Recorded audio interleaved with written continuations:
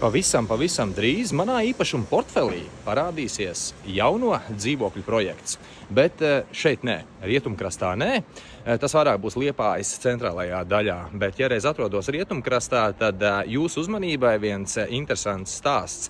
Proti, Rietumkrasts vispār kā projekts ir kaut kas mega Liepājai, jo toreiz tālajos 2000. Gadu vidū tas bija kaut kas nebijis, jo pēc neatkarības atgūšanas Rietumkrasta iela bija pirmā no jauna uzbūvētā iela Liepājā ar visām pazemes apakškomunikācijām un visu pārējo infrastruktūru.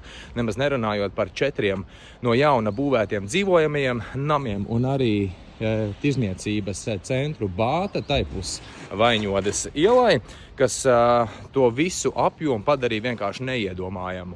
Un dabīgi, ka bija dažādi grūti ekonomiski laiki vispār globāli pasaulē, lielā dišķibele un dzīvokļu tirzniecības pamīšus mijās ar veiksmēm un neveiksmēm, bet zīmīgs moments, ka tādā vēlīnā pēckrīzes periodā man aiz muguras Rietumkrasta 4. nams, savulaik dēvēts arī par Rietumkrasta namu, pie kura zīmola es pats arī biju klāt un šo te projektu mārketinga vadībā virzīju tirgu, arī jauno dzīvokļu tirzniecību. Tad 2015. gadā sākās šī 4. nama dzīvokļu tirzniecība no jauna pabeigtiem 2 stabu, 3 stabu apartamentiem, kuri pārsvarā dominēja šai projektā.